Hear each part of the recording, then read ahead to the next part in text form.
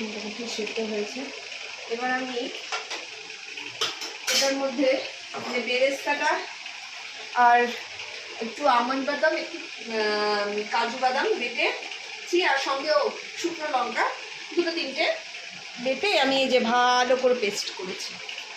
এবার এইটা পুরোটা দেবো আমি।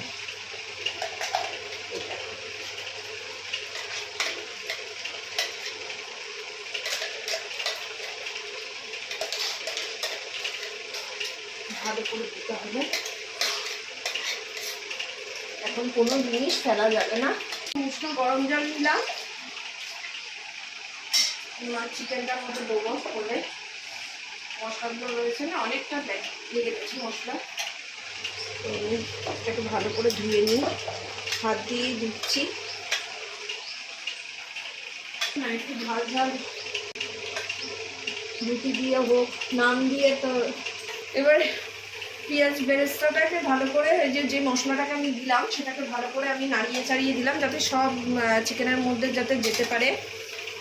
আবার ভালো করে একটু ঢাকনা দিয়ে রাখলাম আর একটু সেদ্ধ করার জন্য। আমার মধ্যে একটুখানি চিনি দিচ্ছি, কারণ নুন আর চিনিটা একটু ব্যালেন্স করে দিলে স্বাদটাও একটু আসে, সেই জন্যে একটু আমি সামান্য পরিমাণে চিনি দিলাম। একটুখানি নামাবার আগে একটু গরম মশলা দিলাম আর একটু ঘি দিতে হবে। আমার মোটামুটি মানে চিকেন কোরমাটা কমপ্লিট হয়ে গেছে। এখন শুধু নামাবার মুখে একটু ঘি ছড়িয়ে দিয়ে নামিয়ে দেবো।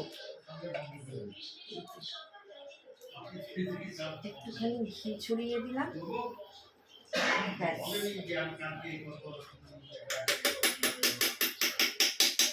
এবার নামিয়ে দেবো।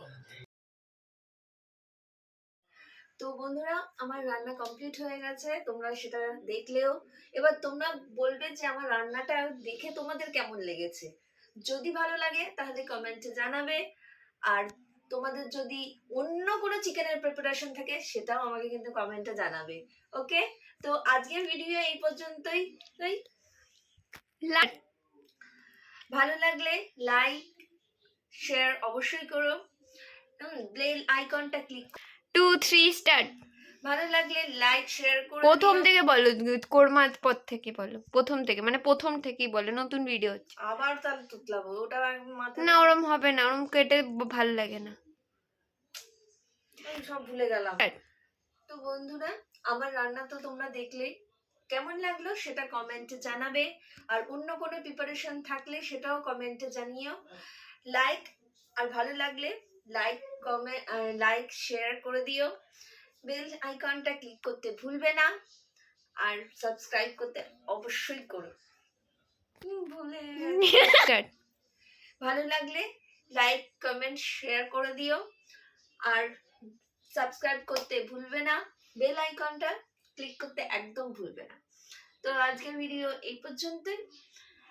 অন্যদিন অন্য নতুন কোনো রেসিপি নিয়ে তোমাদের সঙ্গে আমি হাজির হব। টাটা।